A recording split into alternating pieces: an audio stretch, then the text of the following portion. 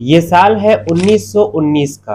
World war one खत्म हो चुकी है और लगभग पूरे मिडिल ईस्ट और एशिया और यूरोप के कुछ देशों पर राज करने वाली ऑटोमन एम्पायर इस जंग में हार चुकी है। और वर्ल्ड वॉर वन जीतने वाले देश जैसे कि अमेरिका, फ्रांस, यूके और इटली वगैरह के लीडर्स पेरिस की एक मीटिंग में बैठे हुए हैं और इस बात पर फैसला करने वाले हैं कि आखिरकार ऑटोमन एम्पायर के टुकड़े टुकड़े कैसे किए जाए और किस देश के हिस्से में कौन सा टुकड़ा आएगा। इस वक्त आप अपनी स्क्रीन पर जो फोटो देख रहे हैं ये उस ग्रुप का है जो इस मीटिंग में अरब वर्ल्ड को रिप्रेजेंट करने आया था।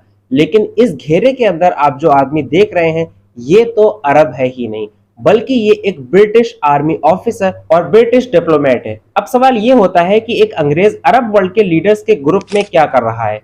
तो दोस्तों ये कोई आम अंग्रेज नहीं, बल्कि ये वो इंसान है जिसका 15वीं, 16वीं, 17वीं, 18वीं और 19वीं सदी की सबसे बड़ी ताकत यानी ऑटोमन एम्पायर को टुकड़े टुकड़े करने में सबसे बड़ा हाथ माना जाता है। ये है थॉमस एडवर्ड लॉरेंस, जिसको दुनिया ने आगे जाकर के लॉरेंस ऑफ अरेबिया के नाम से जाना।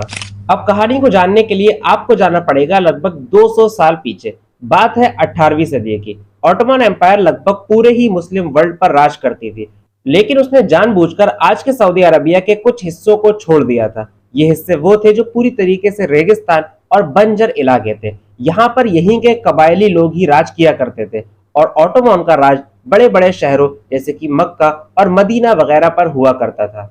अब 19वीं सदी की शुरुआत में सऊदी अरब के इलाके नज्द से दो लोग ऑटोमन्स के खिलाफ खड़े हो गए। इनमें एक का नाम था मोहम्मद बिन अब्दुल वहाब और एक का नाम था मोहम्मद बिन सऊद।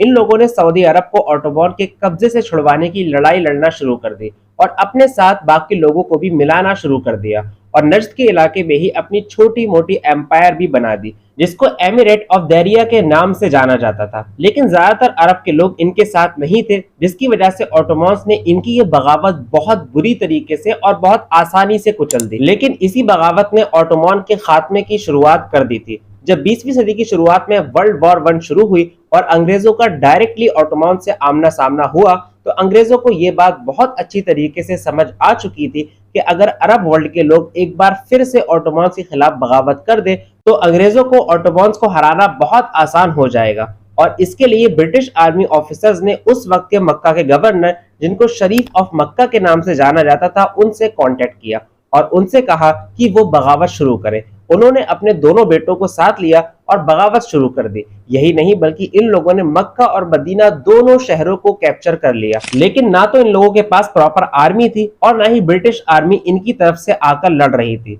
ये लोग टेक्नोलॉजिकली इतने ज्यादा पिछड़े हुए थे कि ये ऑटोमन्स की बंदूकों और उनके फाइटर जेट के सामने अभी भी अपने घोड़ों और तलवारों से लड़ रहे थे। इसीलिए बहुत ही जल्दी इन लोगों ने ऑटोमन्स के सामने घुटने टेकना शुरू कर दिए और बहुत ही करीब था कि ये बगावत बुरी तरीके से कुचली जाएगी। और यहाँ पर आकर के एक 28 साल के अंग्रेज लड़के की पिक्चर में एंट्री होती है, जिसने अपने दम पर पूरी तरीके से कहानी पलट कर रख दी। और ये लड़का है हमारी आज की कहानी का हीरो, यानी कि लॉरेंस ऑफ अरेबिया। लॉरेंस भले से एक अंग्रेज था और ये इंग्लैंड में पैदा हुआ था, लेकिन 21 साल की उम्र से ही ये मिडिल ईस्ट में आ गया था और इसको पूरे अरब वर्ल्ड की बहुत डीपली नॉलेज थी। यही नहीं बल्कि ये अरबी भी बहुत शानदार बोला करता था, जिसकी वजह से अरब लोग इसे अपना समझने लगे थे। ब्रिटिश आर्मी ने इसको सऊदी अरब इस नियत से भेजा कि ये जाकर के वहां के लोगों को ऑटोमन्स के खिलाफ भड़काएगा और इसने ऐसा किया भी। इसकी वजह से बहुत सारे सऊदी अरब के कबीले ऑटोमन्स के खिलाफ होने लगे थे। लेकिन लॉरेंस ने अपनी अहमियत का अंदाजा करवाया 1917 में,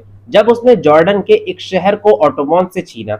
इस शहर का नाम था अकबा और इसके साथ किस्सा ये था कि ये आगे से समंदर और पीछे से रेगिस्तान से घिरा हुआ था। इसके बारे में सब यही बात जानते थे कि अगर अकबा पर हमला होगा तो वो समंदर के रास्ते से होगा, क्योंकि कोई भी आर्मी इतनी बेवकूफ नहीं है कि वो रेगिस्तान से जाकर हमला कर दे। लेकिन लॉरेंस ने ठीक ऐसा ही किया। उसने अपने साथ कुछ कबायली लोग लिए और रेगिस्तान से जाकर के अकबा पर हमला कर दिया। इस सरप्राइज अटैक से अकबा के लोग नहीं संभल पाए और बहुत ही जल्दी ऑटोमन्स का ये मजबूत शहर लॉरेंस के कब्जे में आ चुका था। अकबा की जीत ने सिर्फ ऑटोमन्स को ही नहीं बल्कि अरब वर्ल्ड, यहाँ तक कि अंग्रेजों को भी हिलाकर रख दिया था और सबको लॉरेंस की अहमियत का अंदाजा हो गया था। उसके बाद तो जैसे उसके पीछे कबीले के कबीले आने लगे और लॉरेंस के झंडे के नीचे एक होने लगे और इस तरीके से एक मजबूत बगावत अरबों ने ऑटोमन्स के खिलाफ कर दी। लेकिन ऑटोमन्स भी कम मजबूत नहीं थे, वो हर बगावत को बुरी तरीके से कुचल रहे थे और इसकी वजह से लॉरेंस ने एक नया प्लान बनाया। उसने टर्की से सऊदी अरब आने वाले रेल नेटवर्क को तबाह करना शुरू कर दिया। बीच बीच में घात लगाकर ट्रेन पर हमला किया जाता और अंदर का सामान लूट लिया जाता, पटरियां उखाड़ दी जाती। यही नहीं बल्कि छोटे मोटे स्टेशन को भी लूट लिया जाता। जिन ट्रेन पर इन लोगों ने हमला किया था वो आज 110 साल के बाद भी इसी हालत में पड़ी हुई हैं और आप अगर चाहे तो आज भी इनको जाकर देख सकते हैं। इन सारी बगावतों के बदले सऊदी अरब के लोगों को मिली आजादी, जहां एक तरफ फिलिस्तीन, इराक, सीरिया और इजिप्ट वगैरह पर अंग्रेजों ने कब्जा कर लिया था और दूसरी तरफ सऊदी अरब को एक आजाद देश माना गया। और 19वीं सदी में ऑटोमन्स के खिलाफ पहली बगावत करने वाले मोहम्मद बिन सऊद की औलादों के हवाले इस देश को कर दिया गया।